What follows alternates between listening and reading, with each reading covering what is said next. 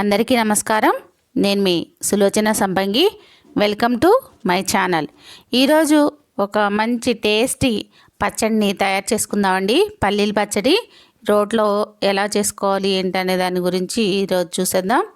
మరి ఈ పచ్చడి అన్నిటి కాంబినేషన్ బాగుంటుందండి.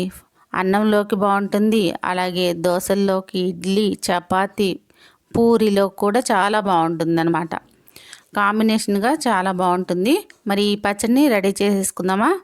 ఫస్ట్ స్టవ్ మీద ఒక బాణీ పెట్టేసుకొని పల్లీల్ని డ్రైగా వేయించుకోవాలి. ఇక్కడ ఒక 100 గ్రాముల పల్లీలు తీసుకున్నాను.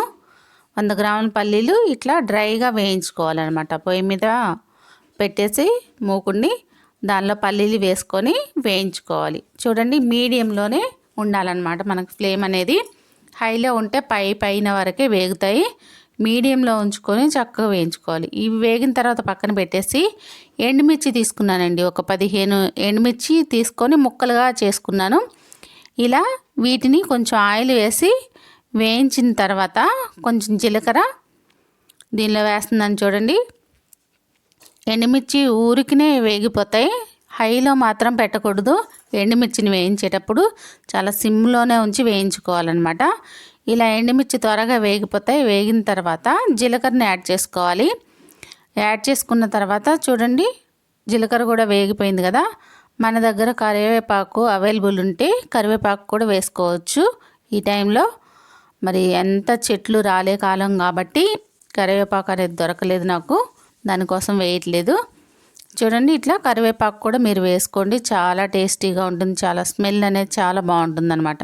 ఇలా వేయించేసిన ఎండుమిర్చిని తీసేసి ఒక ప్లేట్లోకి పెట్టేసుకుందాం. ఇలా ప్లేట్లోకి పెట్టేసుకొని రోల్ దగ్గరికి వెళ్ళిపోదామండి. శుభ్రంగా క్లీన్ చేసి ఉంచుకున్నాం కదా రోలు. ఆ రోట్లో ఎండుమిర్చిని వేసి సరిపడినంత సాల్ట్ వేసుకోవాలి. గల్లుప్పు ఉంటే గల్లుప్పు వేసుకోవచ్చు, లేదంటే సాల్ట్. ఈ సాల్ట్ కూడా నేను గల్లుప్పు నుంచే తయారు చేసుకుంటాను. ఒక 2 నుంచి 3 స్పూన్ల వరకు సాల్ట్ పడుతుంది. ఎందుకంటే మనకి ఇది కారం కాబట్టి ఉప్పు కూడా ఎక్కువే పడుతుంది అనమాట. ఎండుమిర్చి కారం ఉంటుంది కదా, కారం పులుపు వేస్తాం కాబట్టి ఉప్పు కూడా కొంచెం ఎక్కువే పడుతుంది దీనిలో. ఇలా మనం ఎండుమిర్చిని ఉప్పు వేసుకొని దంచుకోవాలి. బాగా మెత్తగా దంచిన తర్వాత కొంచెం నలిగిన తర్వాత పల్లీల్ని వేసేసుకుందామండి. పల్లీలు వేయించుకున్నాం కదా, ఆ పల్లీల్ని పొట్టు తీసేసి ఉంచుకోవాలన్నమాట.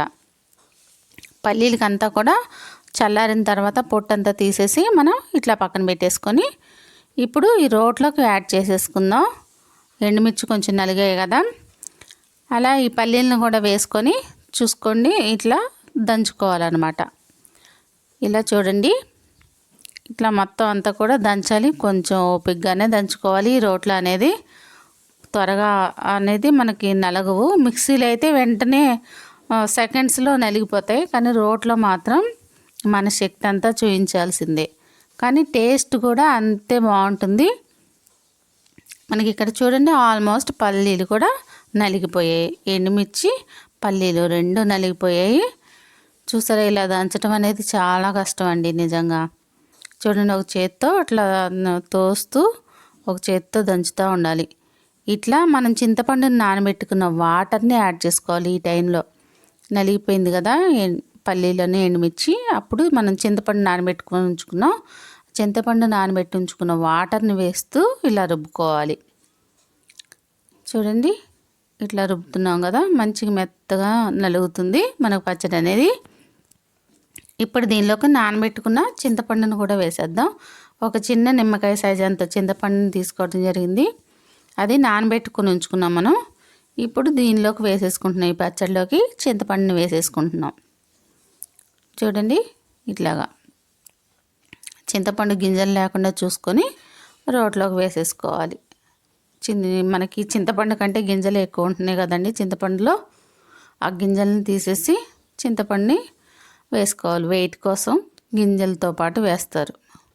మరి అది మనం చూసుకొని వేసుకొని ఇంకొంచెం చింతపండు నానబెట్టిన వాటర్ని యాడ్ చేసుకుంటూ మనకి ఎంత లూజ్గా ఉండాలి అనే దాన్ని బట్టి మనం చూసుకుంటూ వాటర్ పోస్తూ ఇలా నూరుకోవాలి. రోట్లో చాలా బాగా మెదిగింది కదా, చక్కగా మెత్తగా నలిగింది పచ్చడి అనేది. చూడండి, మనకి ఇట్లా చూసుకుంటూ వాటర్ని యాడ్ చేసుకుంటూ రుబ్బుకోవాలి. మొత్తం అంతా కూడా నలిగిపోయిందండి. ఆల్మోస్ట్ మన పచ్చడి రెడీ అవ్వడానికి వచ్చేసింది. ఇప్పుడు లాస్ట్లో వెల్లుల్లిపాయలు, పొట్టు తీసి ఉంచుకున్న వెల్లుల్లిపాయలు ఒక 10 సరిపోతాయండి. ఒక 10 వెల్లుల్లిపాయ రెమ్మల్ని వేసేసుకుందాం. వేసుకొని మళ్ళీ రుబ్బుకోవటమే అన్నమాట ఈ చట్నీ. చూసారు కదా, ఇట్లా మంచిగా పచ్చడి అంతా కూడా కలిసేలాగా ఈ వెల్లుల్లిపాయలతో రుబ్బుకోవాలి. ఉల్లిపాయ వేసేటట్టయితే ఈ ఒక ఉల్లిపాయని ఇప్పుడే యాడ్ చేసుకుంటే సరిపోతుందండి. నేను ఉల్లిపాయ యాడ్ చేయట్లేదు, విడిగా కలుపుతాను. కొంచెం పచ్చడిని పక్కకు తీసేసి కలుపుతాను, ఎందుకంటే ఒక 3-4 డేస్ ఇది నిల్వ ఉంటుందన్నమాట. ఉల్లిపాయ వేస్తే మనకు నిల్వ ఉండదు కాబట్టి ఉల్లిపాయని మనం మామూలుగా ఒక గిన్నెలోకి తీసుకొని కలుపుకుందాం. మన పచ్చడి రెడీ అండి. చక్కగా మెత్తగా మెదిగిపోయింది. ఒకసారి సాల్ట్ చూసుకోండి మీరు, సరిపోతే ఓకే, సరిపోతే ఇప్పుడే యాడ్ చేసుకుంటే సరిపోతుంది. మరి ఈ పచ్చడి మీకు నచ్చింది కదండి. ఈ పచ్చడి మీరు కూడా రెడీ చేసుకొని ఎలా ఉందో కామెంట్ రూపంలో నాకు తెలియజేయండి. ఈ వీడియో మీకు నచ్చినట్లయితే లైక్ చేయండి, షేర్ చేయండి, సబ్స్క్రైబ్ చేయండి. Thanks for watching.